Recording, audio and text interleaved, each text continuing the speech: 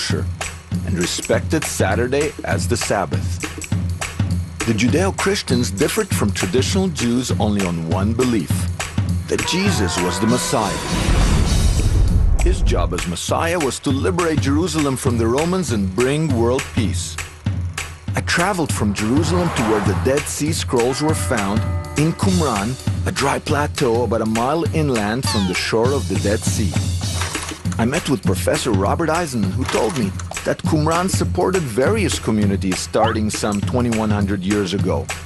But scholars are loath to identify Judeo-Christians with the Dead Sea Scrolls found in the caves here around Qumran. And then what do the scholars do? They come along and tell us, oh, people like Eisenman don't know what they're talking about. Oh, there's nothing there, nothing interesting, nothing to do with Christianity. This is a much earlier group. You can go to sleep, folks, and forget about it. Then we came along and said, no, folks, wake up. This is not just an earlier group. This is a contemporary group. In fact, this is an Aboriginal Christian group here. Eisenman says that James, the brother of Jesus, ran things for the Judeo-Christians here at Qumran. His theory is one that many scholars can't swallow. Nonetheless, he says he can uncover an early Christianity that has been hiding in plain sight. How can he do it? It's complex, but it goes something like this. 1. Re-examine the ancient texts. 2. Compare in detail the texts with the Christian Bible. And 3. Identify an archaeological landmark.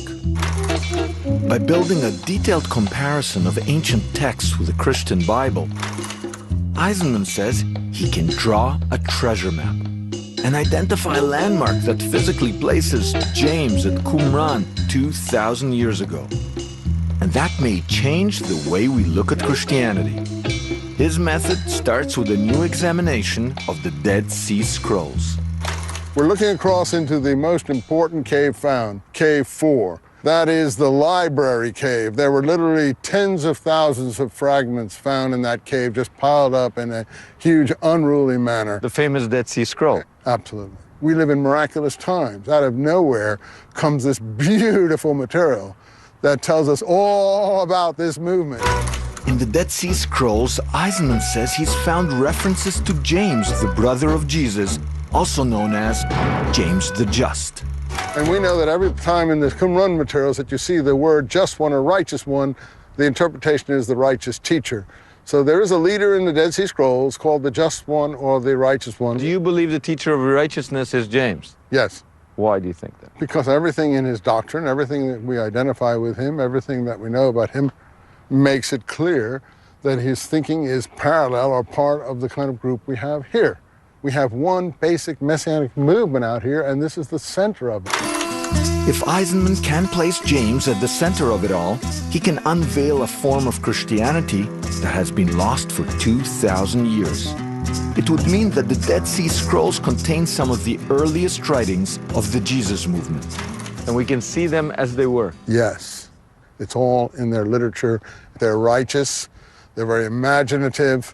They're messianic. They don't believe in turning the other cheek. They don't love their enemy. They wish a final apocalyptic judgment on all the people who are destroying Palestine, the Israelites, and all the people around them. But most scholars call the group that lived at Qumran the Essenes, and the group that followed James the Ebionites. These scholars believe that the Essenes wrote the Dead Sea Scrolls, not James's Ebionites. But Eisenman tells me to look a little closer at the evidence. He believes that many of the Essenes and the Ebionites were one and the same. And that means they were Judeo-Christians. I don't even know if there's someone else who would say, hey gang, you read about the teacher of righteousness? That's James, the brother of Jesus. That's the Ebionites. You're reading there the original Jesus movement before it's been tampered with. Before it's been, yes, overwritten. That's what you believe? Oh, absolutely. Eisenman points out that there is a letter in the Dead Sea Scrolls that scholars call MMT. It's a letter that just may be greased by the fingerprints of James. That makes Eisenman pretty excited. It's a letter. I like to call it a letter on works righteousness. Was found here? It's found in Cave 4. And what it is, a letter to a foreign king of some kind that needs tuition in the law of Moses. They're telling a king how to how to keep the law of Moses. There are converts in northern Syria who do need tuition. MMT, to my mind, is a Jamesian letter to one of these rulers laying out things that are required of them. Eisenman has compared the MMT letter found at Qumran with a letter attributed to James in Acts 15 of the Christian Bible. And what he's discovered is extraordinary. The letters seem to match. We know that James's followers in Acts took a letter down to Antioch which banned fornication, blood, strangled things, meaning carrion, and things sacrificed to idols. It reflects Qumran doctrine almost all the way through it. It's totally consistent with everything you find here in Qumran. So if you're right, the letter found there called MMT is actually maybe penned by James. That's the key, that letter actually contained all the things we know that James's letter contained in the book of Acts. But this is huge. You're telling me that some of the writings that we find here are really the writings of what we would call today, or the world generally, the early church. The early church in Palestine, not the Pauline one. No, the actual followers of Jesus. Yes. Eisenman is quick to make the distinction between the followers of Jesus and another developing movement that scholars call Pauline Christianity. That's because for the Ebionites, the continuing Jesus movement led by James, the real troubles begin with a man named Paul. Paul was the enemy of his. Paul persecuted early Christians. He didn't even know who he was. What? Paul's telling us he knows Christ better than James, better than Peter, better than people who have spent their whole life with him, who followed him, who succeeded him, like the Kennedy brothers, would know more about who their brother was than people who were their enemies, who admit to having persecuted Christians in their lifetime. Eisenman also points out that the writings uncovered here describe a spouter of lies, an enemy of the Dead Sea Scrolls community. I planned all this too carefully to have it all blow up my face now. According to Eisenman, the mysterious spouter of lies is none other than the Apostle Paul. After all, unlike the 12 apostles, Paul never met Jesus. And I didn't even know him. I never saw him before in my life. According to Acts, Paul admits that he was a brutal persecutor of the Ebionite Jesus movement until his miraculous conversion to Christianity. So Paul is the first guy to try to drive a nail into the Ebionites, the James party, the Judeo-Christians. He pacifies the Messianic movement, whether he did it on purpose, whether he has an axe to grind, a super ego. You don't like him. How can you like someone like that? Eisenman's dislike of Paul stems in part from comparing the Christian Bible to an ancient document and believes he has identified strong evidence that Qumran was HQ for the early Jesus movement. By comparing the Clementine recognitions to the Christian Bible, he says he can identify a landmark that physically places James, the brother of Jesus, at Qumran. The recognitions were supposedly penned by the third pope, aptly named Clement. Clement describes a scene in which James flees from Jerusalem, seemingly to Qumran. You have Clement going to Jerusalem, witnessing this debate on the temple steps, interrupted by this ferocious man who comes in and leads a riot of blood and beating, in which he throws James down the temple steps and leaves him for dead. James is not dead. That night, his followers, and this is recorded, pick him up, take him to a house in Jerusalem. The next day, 5,000 of them flee down to Jericho with James. The enemy, he's not named as such, he's just called the hostile, the enemy man. But in any case, he goes and gets letters from the high priests to pursue these early Christians, as they're called, all the way to Damascus. Although the Clementine text does not name the hostile enemy, his actions exactly match those of the Apostle Paul, as described in the New Testament. In Acts 9, Paul chases the early Christians down the road to Damascus. But before he can catch them, he has a vision of the resurrected Jesus. It's an experience so powerful that Paul stops his chase and enlists with Christ. The story in Acts exactly matches the tale in the Clementine writings. And so Eisenman says that the unnamed enemy must be Paul. Paul is chasing the James community. Right, after the riot in the temple. Paul pursues James on his way to Damascus, comes through Jericho, but he misses them. Where did they go? Where did they go? I'm going to tell you where they went.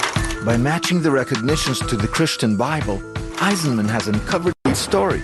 While James and his followers were on the run from Paul, they made a detour to visit a monumental tomb very close to Jericho. The tomb housed the remains of two brothers, and it had a special characteristic that made it visible for miles around. The Pseudo-Clementine recognitions say the James community were out of Jericho visiting the tomb or mausoleum of two of the brothers that was considered to miraculously whiten of itself every year. But this is very white. Look at it. Yeah, well, I know, but the point was... Robert Eisenman has uncovered what must have been a magnificent and obvious place of veneration. A massive cemetery oriented towards a promontory of brilliant white earth.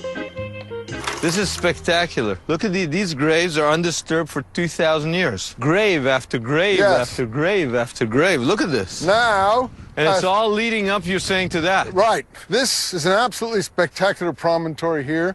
Most people just thought it was a lookout or something, a natural formation of some kind. Nobody realized that there was something there. This is incredible. Now we're getting to the most beautiful motherlode of all. Come here, Simcha, and look back at this incredible presentation in front of you of the whole graveyard, all centered on this point here. Look at this. Here we have the remnants of the burial enclosure or mausoleum. There's your view going south. And up to the north here, you have the way to Jericho. Jericho's right there, right? No, it's up there about 10 kilometers. And a structure here would have been seen by what? Everybody from miles around, right? Eisenman's students excavated this mausoleum and uncovered a male skeleton that he believes may be the remains of one of the two brothers that James and his followers were venerating while on the run from Paul. The archaeology substantiates the Clementine writings, and that means a Qumran detour saved James and his JC bunch from certain death and bought them enough time for Paul to find Christ. This is that burial monument sepulcher that we're standing on it, that it's such a magnificent, clearly monumental place, that's where they were, and that's where they went when Paul missed them, right here. This is mind-boggling. This is a piece of detective work that I think is incredible. That's the best I can do. But this remarkable archaeology points to Qumran as an early Judeo-Christian headquarters, and some of the Dead Sea Scrolls as the earliest church writings ever found. But the community here was not to last.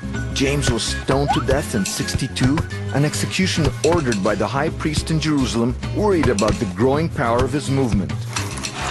Eisenman argues that the death of James may have triggered the first Jewish-Roman war that led to the destruction of Qumran in 68. The JC bunch were in trouble. They'd lost their HQ at Qumran, and Jerusalem was besieged by the Romans. To make matters worse, Paul took their guidebook and cut a few rules that would change the religion forever. It was the launch of Christianity. How did Paul do it? It was a game of nerves between the Sea of Galilee in the ancient town of Migdal, Mary Magdalene's hometown, to talk with Professor Charlesworth about the Apostle Paul and his effects on the early Jesus movement. I think most historians, as they read the New Testament, realize there's a tremendous tension somehow between Paul's version of what Jesus is all about and James, his brother. And injected it into Gentile popular culture. And when it came time to assemble the first standard Christian Bible, the Gentiles ignored the Judeo-Christian Gospels. Not many people today, and even not many scholars, know that the Jewish Christians, the Judeo-Christians, had Gospels, the Gospel of the Ebionites, the Gospel of the Hebrews, the Gospel of the Nazarenes, and other Gospels. These are what we call Jewish Christian Gospels. These are lost. Why are they lost? Perhaps the powerful community that became the church did not want them. They didn't put them in the New Testament, and probably they destroyed them. As the Pauline followers of Christianity were establishing the church, they were writing the Judeo-Christians out of their Bible. They emphasized the supernatural divinity of Jesus and did not accept the Judeo-Christian belief that Jesus was a mortal man, a Messiah, but not a God. And there were pressures coming from the Jewish side as well. Even though the Judeo-Christians honored the complete Torah, including the 613 rules Paul had chucked out.